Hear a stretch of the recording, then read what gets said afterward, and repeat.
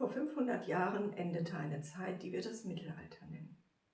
Manche Menschen sagen das finstere Mittelalter. Sie sagen, es war eine dunkle Zeit, in der es viele Kriege und Krankheiten gab und die Menschen viel Angst hatten. Die Menschen konnten vieles noch nicht erklären und darum hatten sie wahrscheinlich Angst. Vor 500 Jahren sah die Welt noch ganz anders aus. Es gab keine Flugzeuge, keine Eisenbahnen und Autos, aber es gab Schiffe. Und mit diesen Schiffen entdeckten die Menschen die Welt. Sie segelten über die Meere und sie fanden Länder mit fremdartigen Pflanzen und Tieren.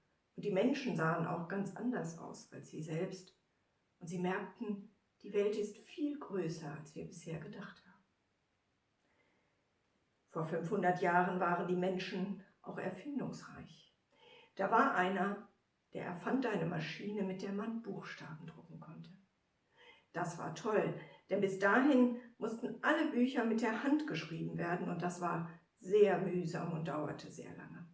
Und jetzt konnte man mehrere Bücher auf einmal drucken. Und man konnte auch Flugblätter drucken, um Nachrichten zu verteilen.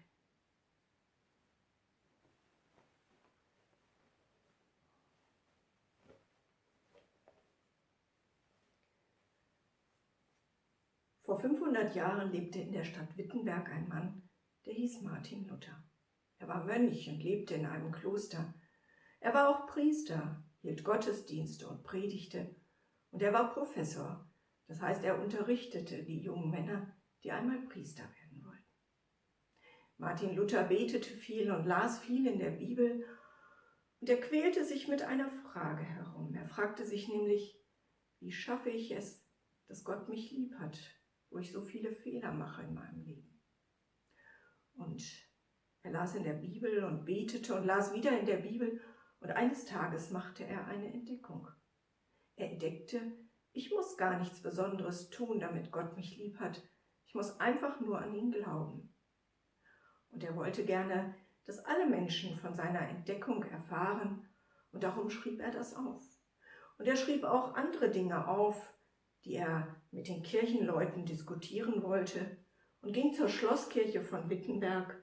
Und dort hängte er das, was er mit den Kirchenleuten und Priestern diskutieren wollte, an die Kirchentür.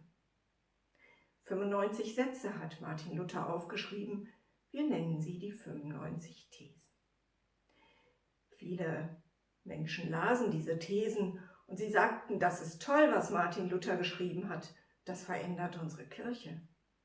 Auch der Papst in Rom hörte davon und er sagte, das ist gefährlich, was Martin Luther da geschrieben hat.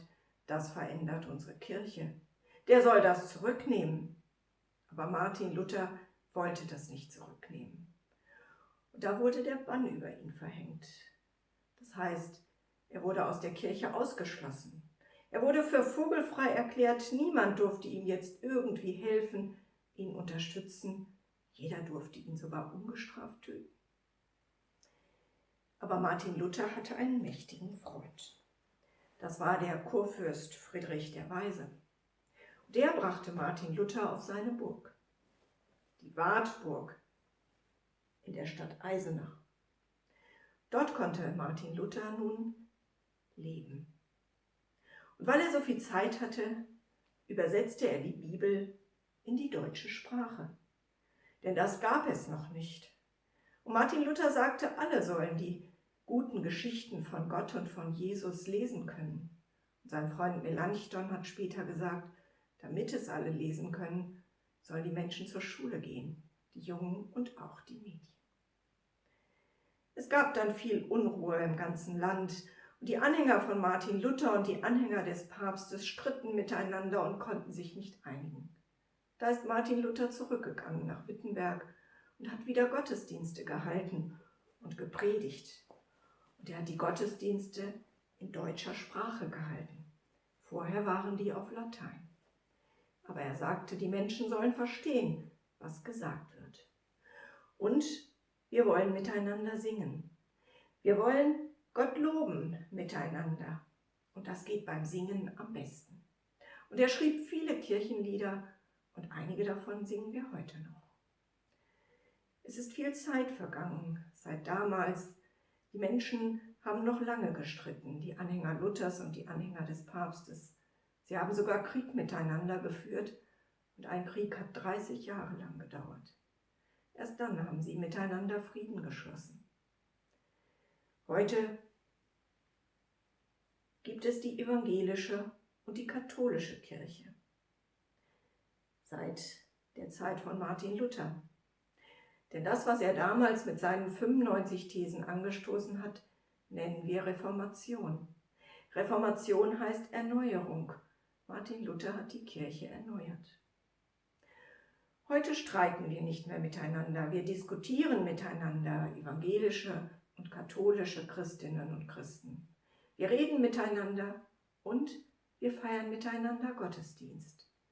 Denn wir haben verstanden, jeder von uns lebt seinen Glauben auf seine Weise.